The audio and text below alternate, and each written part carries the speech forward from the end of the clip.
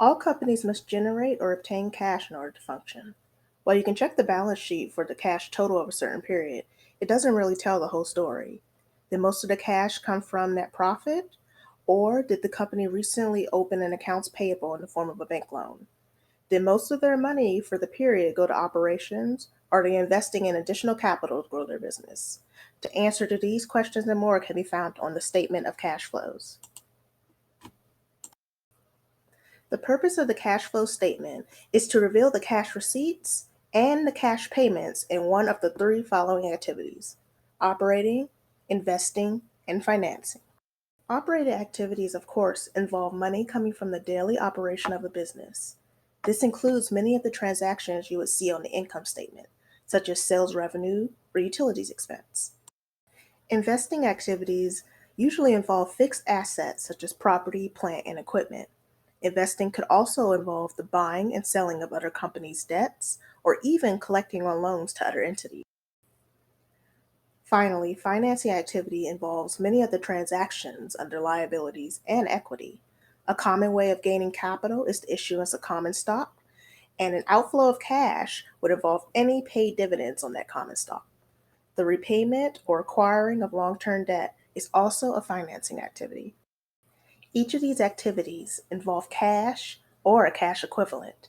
The less familiar term, cash equivalent, is any highly liquid investment such as bank CDs, government treasury bills, or money market funds. All cash equivalents are current assets because they are short term, often having a maturity rate of 3 months or less. They are seen as highly liquid because their short maturity makes them significantly less vulnerable to changes due to interest rates. To summarize, it may be helpful to remember that operating activities generally involve income statement items. Investing activities generally involve long-term assets and changes from investment. And financing activities generally involve long-term liability and equity items. An important word to note in the previous statements is the word generally. The reason for this is that companies will often put some investing or financing items down as an operating cash flow. For example, revenue gained as a result of dividends paid on common stock owned by the company is an investing activity. Because the result of this activity is reported on the income statement as a revenue, it is included in the operating activity section of the CFS.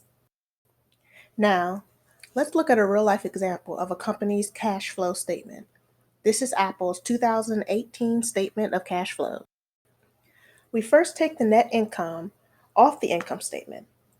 Because the income statement is prepared on an accrual basis, we have to make adjustments for income that can reflect the actual cash inflows and outflows in operations. As you can see, Apple has labeled these adjustments on the fourth line as adjustments to reconcile net income to cash generated by operating activities. The first adjustment is depreciation and amortization. We always add this back under operating activities because it is a non-cash expense. We also have to make changes to the net income that reflect the changes in liabilities and assets used in operations. For example, if we notice a decrease in accounts receivable on the balance sheet, that will be an actual cash increase in revenue. So we will add that to our operating activities. Changes in inventory is another common change that must be included as an adjustment. In Apple's statement, the increase in inventory is added back to the operating activities as a deduction of cash. Find the total adjustment and changes and add this to the original net income to get the total cash generated by operating activities. Investing and financing activities tend to be a little bit more straightforward. For example, Apple deducts the payments for PPE because this is a reduction in cash in exchange for gaining more property, plant, and equipment.